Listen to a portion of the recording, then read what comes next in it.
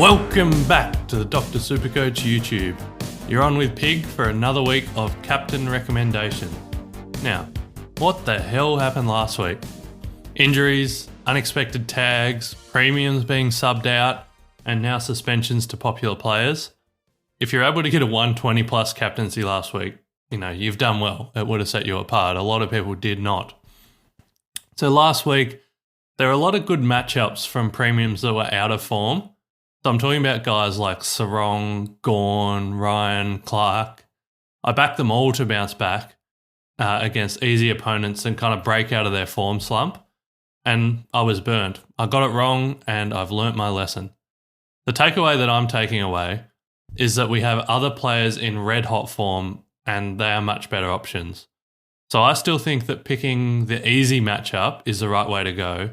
But what I've kind of thinking is I shouldn't expect someone to suddenly pump out a 150 after they've been doing a bunch of like a month of 90s. I don't think that's really that realistic.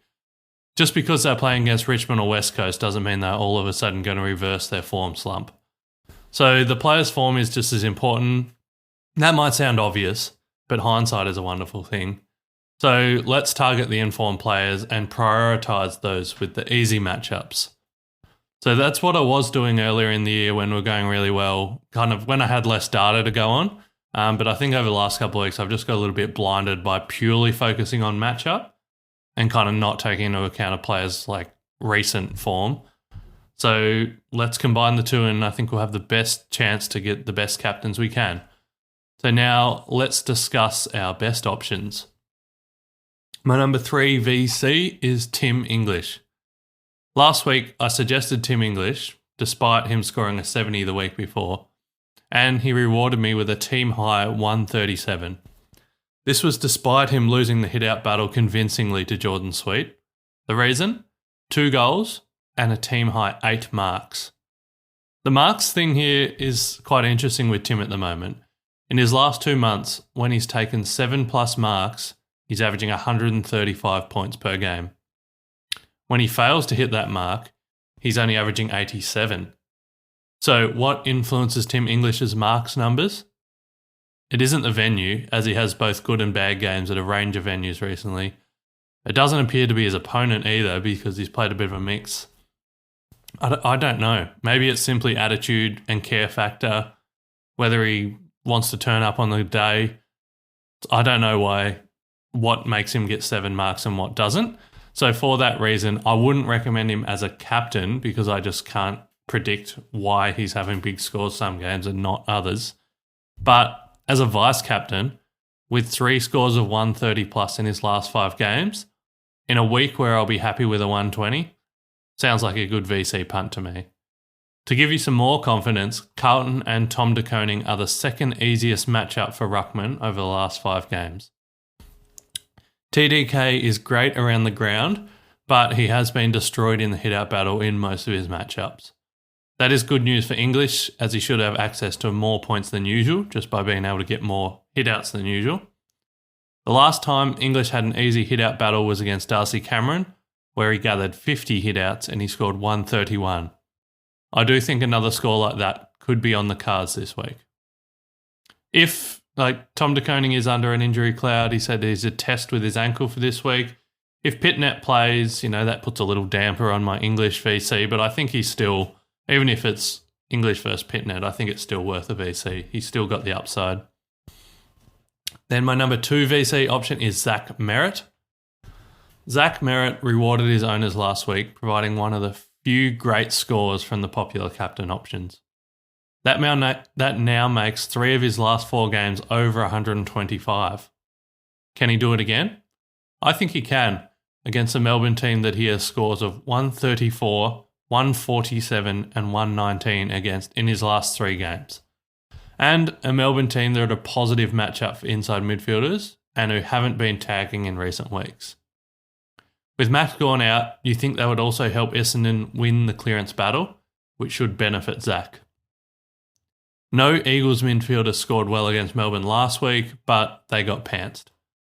Last week, if you look back prior, a week or 2 prior to that, you'll see names like Josh Dunkley scoring a 143, LDU a 148, George Wardlaw a 122. Those guys all scored over 20% on top of their current form. If Zach Merrett scores an extra 20% on top of his current form, you could be looking at a very comfortable 135 to lock away for your VC or C score. Then my number one VC is Errol Gordon. Errol had a big first half last week, amassing 19 disposals in the first two periods. Then the tag got moved onto him and he fell apart. Well, the tag risk is here again, no doubt, but as a vice captain option, I try and target high upside players and ignore the tag risk. Because if they don't get tagged, you know what happens? It's a massive score. That could be the case this week with the matchup against the Kangaroos, who are the second easiest matchup for opposition wingers. There haven't been many elite wingers play against the Kangaroos in recent weeks, according to DFS, but most wingmen that have played them since round 13 have exceeded their current form. Most notably amongst those is Sam Closey and Mac Andrew, last week going at 22% and 17% above their current form. With no Heaney, it is likely that either Errol or Chad gets the Whitfield tag. My gut feeling is it goes to Chad first, but it could be moved. So as a result, please don't captain Errol, but absolutely consider VCing him, because if he avoids the tag given this juicy matchup, his ceiling is 150 plus on any given week. And those of you attending the Dr. Supercoach Slack catch-up this week, he plays on that first game on the Saturday when we'll be sitting around at a pub drinking beers. So if you want to have the VC on a huge ceiling guy, I think if you own Errol, this is a really nice one, especially if you come into the catch-up and we can all cheer him on together with you. Another guy who also plays on the Saturday afternoon in a slightly later game is my pod vice captain. My pod VC, he needs a spark after my last two recommendations went 111 and 103, despite having nice matchups. Well, who better to light the fuse than my man, Tom De Koning? He is back. Playing against Tim English, I expect both of these players to score very well. TDK is the one in hot form with a 3-round average of 150. As mentioned earlier, Tom is scoring really well despite limited hitouts. He's doing it through bulk disposals and quite a lot of tackles, and also a few goals. Well, playing under the roof at Marvel Stadium is always a nice venue for players looking to rack up disposals and kick goals. Added to this is the fact that Tim English and the Bulldogs are an easy matchup for opposition ruckmen, so TDK may be able to boost up his hit-out numbers as well. De Koning has never played the Bulldogs as solo ruck, so the data isn't really helpful here. Tim English did limit Jordan Sweet last game, but prior to that, Cherry, Jackson and McInerney all went 18% or more above their current form. If Tom De Koning goes 18% or more above his current form, he might just break the Supercoach scoring system. Owners should be looking to ride the hot hand against an opponent that is easy to score against. And to be honest, that is all the urging you should need. The hottest player in Supercoach against an easy matchup, just don't overthink this. This is a perfect VC. Plays that Saturday 4 p.m. game. So I'm actually looking to trade him in and vice captain him so I can be watching him with the boys at the Slack catch-up, having a beer, cheering on Tom De Koning. So if you're a TDK, English, Errol owner, maybe even a Zach Merrett owner, all of those guys play on the Saturday. All of those guys play while we'll be at the pub. Then, if you're looking for captains, if they don't work out, there are 5 really, really nice fallback options on the Sunday that I love. So I think you can go for a VC with a high upside spike score like the 4 I've just mentioned. And then there's these really nice options to fall back on the Sunday. Number 5 is Loy Whitfield. Loy Whitfield must be such a strange ride for owners. He often gets tagged to sub-60 scores, but then he regularly pumps out tons when he's not tagged. And due to his uncontested possession nature, he can often rack up 30 plus disposals and still barely crack 100. But he boosts his scoring from huge kick-in numbers and a free-flowing game style.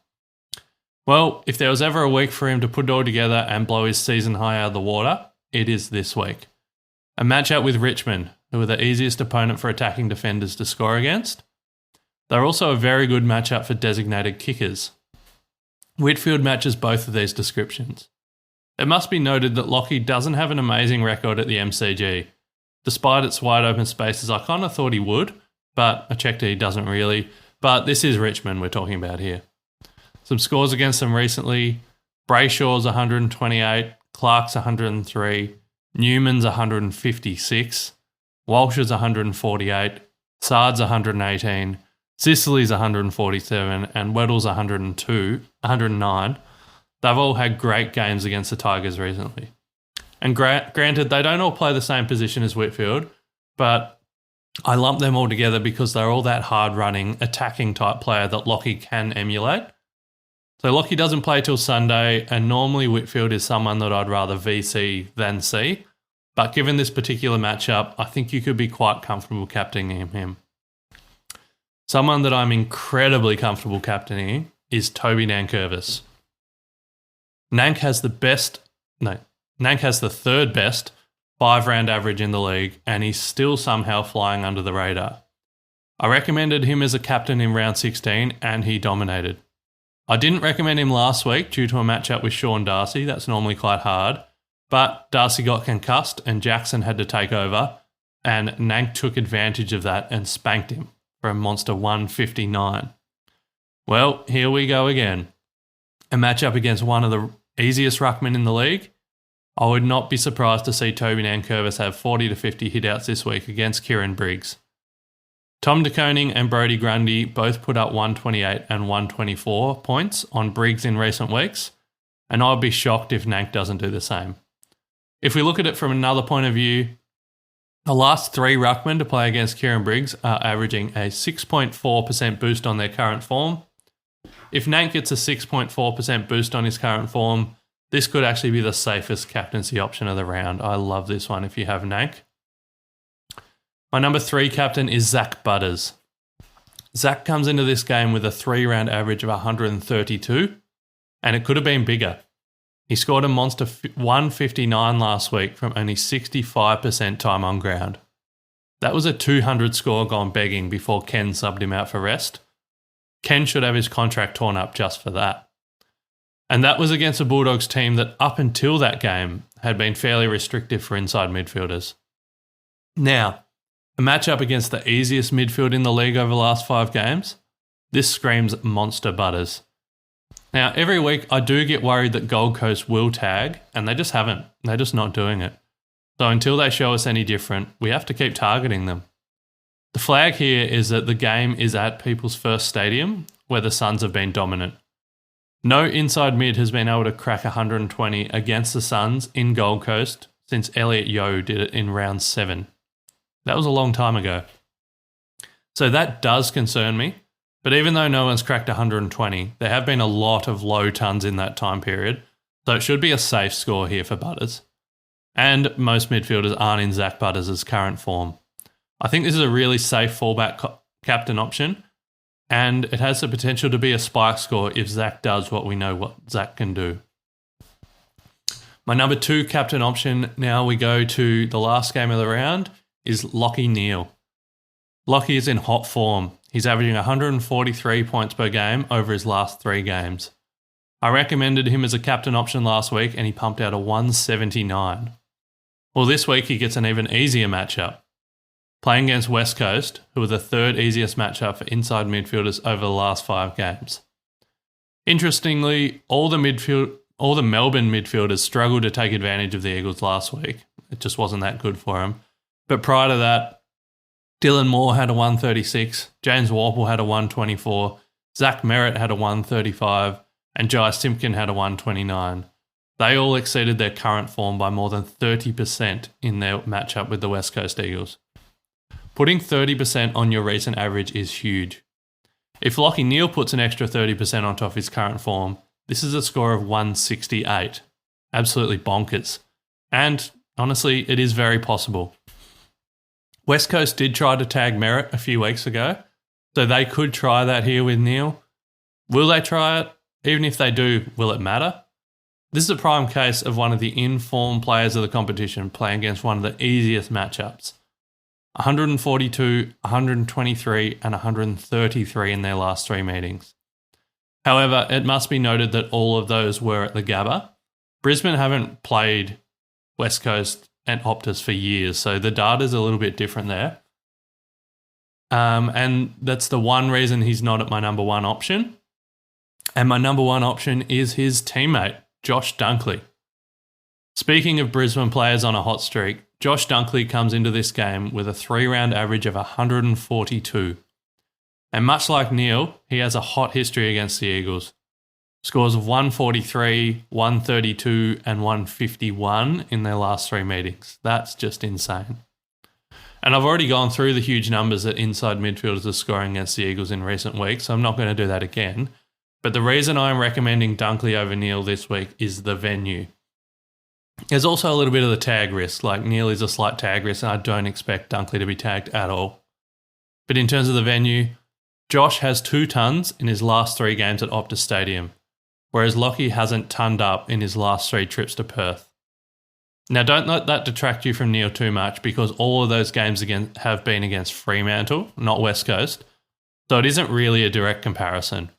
It's just more an observation that Neil tends to dominate at the Gabba, whereas Dunkley can score at any ground. If you own either of those Brisbane midfielders, I think they're a super safe option, and they'll allow you to take a VC punt on a player that might be a little bit more risky. They might have a high ceiling, low floor like a Gordon, English or a Whitfield.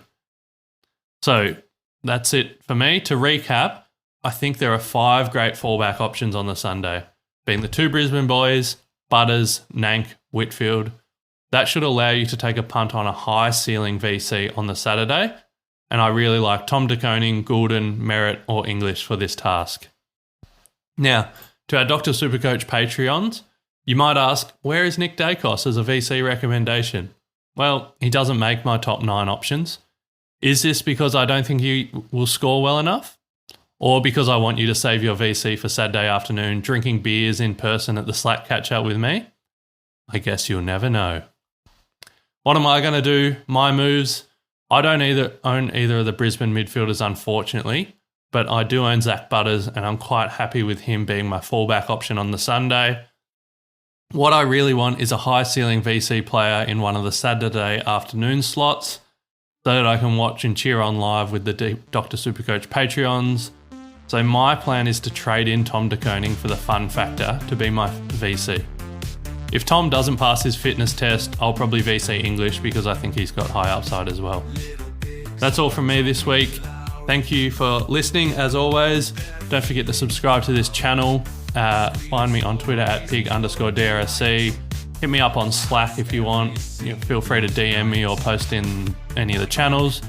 And for those coming along on Saturday, I'll see you there. And I'm looking forward to cheering on hopefully a Tom De Koning VC 150, maybe an Errol VC 150. But I'll see you there for those attending.